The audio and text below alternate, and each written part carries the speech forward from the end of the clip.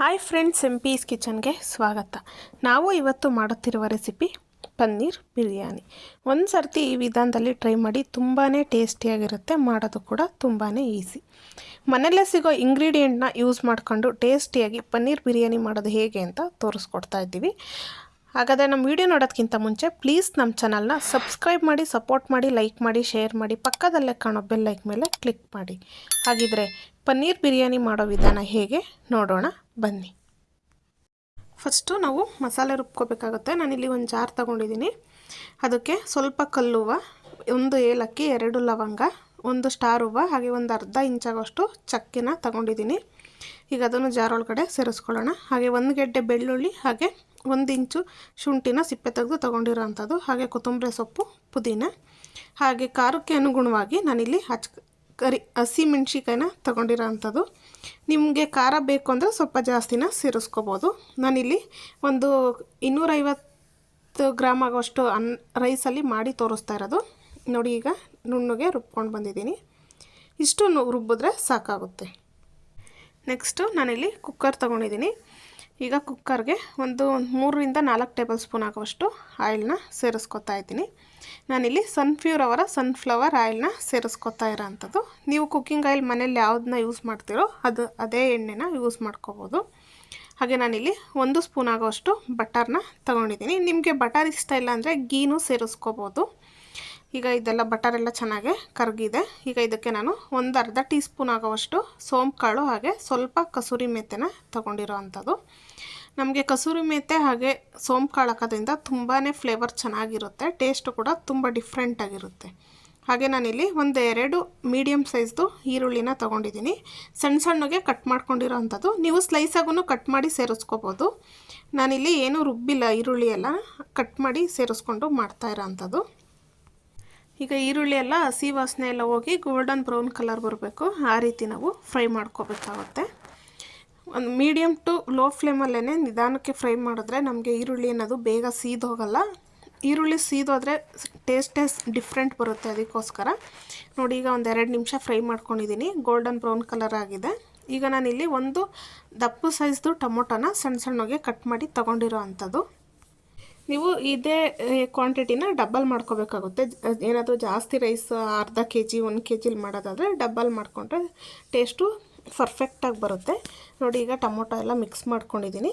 ಈಗ ಟೊಮೊಟೊ ಸಾಫ್ಟಾಗಿ ಬೇಯೋದಕ್ಕೋಸ್ಕರ ನಾನಿಲ್ಲಿ 1 ಚಿಟಿಕೆ ಆಗೋವಷ್ಟು ಉಪ್ಪನ್ನ ಸೇರಿಸ್ಕೊತಾ ಇದ್ದೀನಿ. ಹಾಗೆ ಸ್ವಲ್ಪ ಅರಿಶಿನದ ಪುಡಿನ ಸೇರಿಸ್ಕೊತಾ ಇದ್ದೀನಿ. ನಾವು ಉಪ್ಪು ಅರಿಶಿನ ಹಾಕೋದ್ರಿಂದ ಟೊಮೊಟೊ ಅನ್ನೋದು ಬೇಗ ಸಾಫ್ಟಾಗಿ ಕುಕ್ ಆಗುತ್ತೆ. ಅದಕ್ಕೋಸ್ಕರ ಈಗ ಇದನ್ನು ನೀಟಾಗೆಲ್ಲ ಸ್ವಲ್ಪ ಮೆತ್ತಗಾಗಿ ಬೇಯಬೇಕು. ಆ ರೀತಿ ನಾವು 2 ರಿಂದ 3 ನಿಮಿಷ ಕುಕ್ ಮಾಡಿಕೊಂಡ್ರೆ ಸಾಕಾಗುತ್ತೆ. ಟೊಮೊಟೊ ಎಲ್ಲ ನೀಟಾಗಿ ಫ್ರೈ ಆಗುತ್ತೆ. ನೋಡಿ, ಈಗ ನೀಟಾಗಿ ಫ್ರೈ ಆಗಿದೆ. ಈಗ ಇದನ್ನು ಒಂದು ಸರ್ತಿ ಮಿಕ್ಸ್ ಮಾಡಿಕೊಂಡು ನಾವೀಗ ರುಬ್ಬಿಟ್ಕೊಂಡಿದ್ವಲ್ಲ ಮಸಾಲೆನ, ಅದನ್ನು ಸೇರಿಸ್ಕೋಬೇಕಾಗುತ್ತೆ. ನಾವು ಹಸಿ ಮಸಾಲೆನೇ ರುಬ್ಬಿರೋದ್ರಿಂದ ನಾವು ಅದನ್ನು ನೀಟಾಗಿ ಎಲ್ಲ ಹಸಿ ವಾಸನೆ ಹೋಗಿ ಸ್ವಲ್ಪ ಕುಕ್ ಆಗಬೇಕು. ಆ ರೀತಿ ನಾವು ಇದನ್ನು 1 ನಿಮಿಷ 2 ನಿಮಿಷ ಕುಕ್ ಮಾಡ್ಕೋಬೇಕಾಗುತ್ತೆ. ನಾವು ಐ ಫ್ಲೇಮ್ ಇಟ್ಟರೆ ಬೇಗ ಅದ್ರಲ್ಲಿ ಜಾಸ್ತಿ ನೀರು ಸೇರಿಸಿರಲ್ಲ, ತಳ ಹಿಡಿದ್ಬಿಡುತ್ತೆ. ಹಾಗಾಗಿ ನಾವು ಮೀಡಿಯಮ್ ಫ್ಲೇಮಲ್ಲೇ ಇದನ್ನು ಹಸಿ ವಾಸನೆ ಹೋಗೋ ರೀತಿ ನಾವು ಫ್ರೈ ಮಾಡ್ಕೊಳ್ಳೋಣ. ಈ ರೀತಿ ನೀಟಾಗಿ ಫ್ರೈ ಮಾಡಿಕೊಂಡ್ರೆ ನಮಗೆ ಟೇಸ್ಟ್ ಡಿಫ್ರೆಂಟ್ ಬರಲ್ಲ, ಚೆನ್ನಾಗಿರುತ್ತೆ ಟೇಸ್ಟ್. ಅದಕ್ಕೋಸ್ಕರ, ಇಲ್ಲಾಂದರೆ ಹಸಿ ವಾಸನೆ ಹಾಗೇ ಸಿಗ್ತಿರುತ್ತೆ. ಅದಕ್ಕೋಸ್ಕರ ನೋಡಿ, ಈಗ ನೀಟಾಗಿ ಇದು ಕುದ್ದಿದೆ. ಈಗ ಇದೆಲ್ಲ ನೀಟಾಗಿ ಹಸಿ ವಾಸನೆ ಎಲ್ಲ ಹೋಗಿದೆ. ಈಗ ಇದನ್ನೆಲ್ಲ ನೀಟಾಗಿ ಮಿಕ್ಸ್ ಮಾಡ್ಕೊಡೋಣ.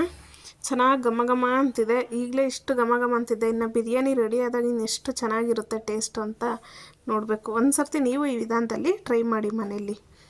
ಈಗ ನಾನು ಪನ್ನೀರನ್ನ ತೊಗೊಂಡಿರೋ ಅಂಥದ್ದು. ನಾನಿಲ್ಲಿ ಒಂದು 150 ಗ್ರಾಮ್ ಆಗೋಷ್ಟು ಪನ್ನೀರನ್ನ ತೊಗೊಂಡಿದ್ದೀನಿ. ನಾನು ಪನ್ನೀರನ್ನ ಮನೆಯಲ್ಲೇ ರೆಡಿ ಮಾಡ್ಕೊಂಡಿರೋ ಅಂಥದ್ದು.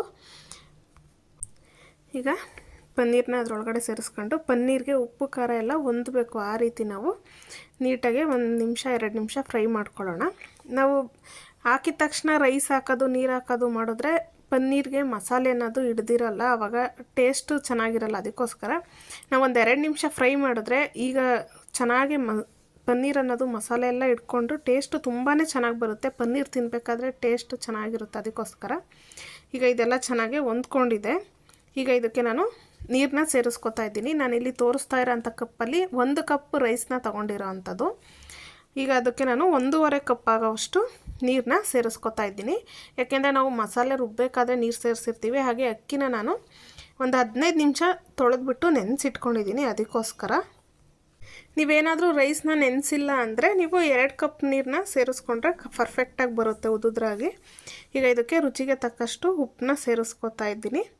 ನಾವು ಉಪ್ಪು ಈಗ ಸೇರಿಸ್ಕೊಂಡು ಮಿಕ್ಸ್ ಮಾಡಿಕೊಂಡು ಇದು ಒಂದು ಕುದಿ ಬರಬೇಕು. ಒಂದು ಕುದಿ ಬಂದಿದೆ. ಈಗ ನೋಡ್ತಾ ಇದ್ದೀರಲ್ಲ ಎಷ್ಟು ಚೆನ್ನಾಗಿ ಕುದೀತಿದೆ ಅಂತ ಹೇಳ್ಬಿಟ್ಟು. ಈಗ ನೀವು ಒಂದು ಸರ್ತಿ ಮಿಕ್ಸ್ ಮಾಡಿಕೊಂಡು ಉಪ್ಪು ಖಾರನ ಚೆಕ್ ಮಾಡ್ಕೋಬೋದು. ಉಪ್ಪು ಖಾರ ಏನಾದರೂ ಕಮ್ಮಿ ಇದ್ದರೆ ಈ ಟೈಮಲ್ಲಿ ನೀವು ಸೇರಿಸ್ಕೋಬೋದು. ಖಾರ ಕಮ್ಮಿ ಇದ್ದರೆ ಈಗ ನಾವು ಖಾರದ ಪುಡಿ ಹಾಕೋಕ್ಕಾಗಲ್ಲ, ಇಲ್ಲ ಖಾರದ ಪುಡಿ ಹಾಕ್ಬೋದು ಅನ್ನೋಂಗಿದ್ರೆ ನೀವು ಹಸಿಮೆಣ್ಸಿಕಾಯಿನ ಮಧ್ಯಕ್ಕೆ ಕಟ್ ಮಾಡಿ ಸೇರಿಸ್ಕೋಬೋದು, 1-2. ಇಲ್ಲ ಅಂದರೆ ಸ್ವಲ್ಪ ಖಾರದ ಪುಡಿನ ಸೇರಿಸ್ಕೋಬೋದು. ಈಗ ಉಪ್ಪು ಖಾರ ಎಲ್ಲ ಕರೆಕ್ಟಾಗಿದೆ. ನಾನಿಲ್ಲಿ ಅಕ್ಕಿನ ತೊಳೆದು ನೆನೆಸಿಟ್ಕೊಂಡಿರೋ ಅಂಥ ಅಕ್ಕಿನ ಸೇರಿಸ್ಕೊತಾ ಇದ್ದೀನಿ. ನಾನಿಲ್ಲಿ ಬಾಸುಮತಿ ರೈಸು ಮತ್ತು ಸೋನಾ ರೈಸ್ನ ಮಿಕ್ಸ್ ಮಾಡಿ ತೊಗೊಂಡಿರೋ ಅಂಥದ್ದು. ನೀವು ಬರೀ ಬಾಸುಮತಿ ರೈಸಲ್ಲೇ ಮಾಡ್ಕೋಬೋದು. ಇಲ್ಲ ನಮಗೆ ಬಾಸುಮತಿ ರೈಸು ಇಷ್ಟ ಇಲ್ಲ ಅಂದವರು ನೀವು ಸೋನಾ ರೈಸಲ್ಲೇ ಮಾಡ್ಕೋಬೋದು. ತುಂಬಾ ಚೆನ್ನಾಗಿ ಬರುತ್ತೆ. ಈಗ ಅಕ್ಕಿನ ಸೇರಿಸ್ಕೊಂಡು ನಾವು ಅಕ್ಕಿಲಿರೋ ನೀರೆಲ್ಲ ನೀಟಾಗಿ ಫಿಲ್ಟ್ರ್ ಮಾಡಿಕೊಂಡು ಸೇರಿಸ್ಕೋಬೇಕಾಗುತ್ತೆ. ಇಲ್ಲಾಂದರೆ ನೀರು ಜಾಸ್ತಿ ಆಗಿಬಿಟ್ರೆ ರೈಸು ಉದುದ್ರಾಗಿ ಬರಲ್ಲ.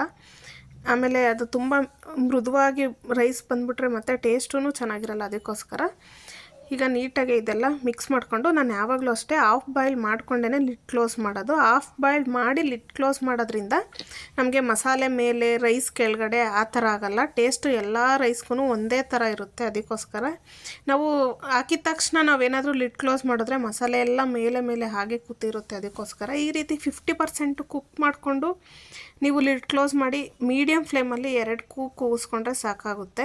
ನಮಗೆ ಪರ್ಫೆಕ್ಟಾಗಿ ಬಂದಿರುತ್ತೆ ಪನ್ನೀರ್ ಬಿರಿಯಾನಿ ಅನ್ನೋದು.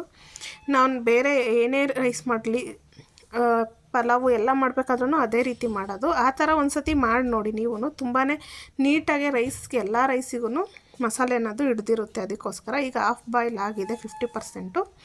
ಈಗ ನಾನು ಲಿಡ್ನ ಕ್ಲೋಸ್ ಮಾಡ್ತಾಯಿದ್ದೀನಿ. ಲಿಡ್ ಕ್ಲೋಸ್ ಮಾಡಿ 2 ವಿಷಲ್ಲು ಕೂಗಿಸ್ಕೊತೀನಿ. ನಾವೇನಾದರೂ ಸ್ವಲ್ಪ ಜಾಸ್ತಿ ರೈಸ್ನ ಮಾಡ್ತಿದ್ದೀವಿ ಅಂದಾಗ ನಮಗೆ 2 ವಿಷಲ್ ಬೇಕಾಗಲ್ಲ, 1 ವಿಷಲ್ ಕೂಗಿದ್ರೆ ಸಾಕಾಗುತ್ತೆ. ಈಗ ನೋಡಿ 2 ವಿಷಲ್ ಕೂಗಿದೆ. ಈಗ ತಣ್ಣಗಾಗಿದೆ. ಹಾಗೆ ಆವಿ ಎಲ್ಲ ಬಿಟ್ಟು ನೋಡ್ತಾ ಇದ್ದೀರಲ್ಲ ಎಷ್ಟು ಚೆನ್ನಾಗಿ ಬಂದಿದೆ ಅಂತ ಹೇಳ್ಬಿಟ್ಟು. ವಾವ್, ಸ್ಮೆಲ್ ಅಂತೂ ತುಂಬಾ ಚೆನ್ನಾಗಿದೆ. ಇನ್ನು ಟೇಸ್ಟ್ ಮಾಡಿ ನೋಡಬೇಕು ಟೇಸ್ಟ್ ಹೆಂಗಿದೆ ಅಂತ ಹೇಳ್ಬಿಟ್ಟು. ಟೇಸ್ಟ್ ಅಂತೂ ಪರ್ಫೆಕ್ಟಾಗಿರುತ್ತೆ ಬಿಡಿ. ಈ ಥರ ನಾವೀಗ ಹೇಳ್ಕೊಟ್ಟಿರೋ ರೀತಿಲಿ ಮಾಡಿದ್ರೆ ಟೇಸ್ಟ್ ತುಂಬಾ ಚೆನ್ನಾಗಿ ಬರುತ್ತೆ. ನಾವು ರೆಸ್ಟೋರೆಂಟಲ್ಲೆಲ್ಲ ತಿಂದಿರ್ತೀವಲ್ಲ ಅದೇ ಟೇಸ್ಟಲ್ಲಿ ಸಿಗುತ್ತೆ. ನೋಡಿ ಈಗ ನೀಟಾಗಿ ಇದನ್ನೆಲ್ಲ ಮಿಕ್ಸ್ ಮಾಡ್ಕೊತಾ ಇದ್ದೀನಿ. ನೋಡ್ತಾ ಇದ್ದೀರಲ್ಲ ಎಲ್ಲೂ ವೈಟ್ ರೈಸ್ ಆಗಲಿ ಮೇಲ್ಗಡೆ ಮಸಾಲೆ ಆಗಲಿ ಎಲ್ಲೂ ಇಲ್ಲ.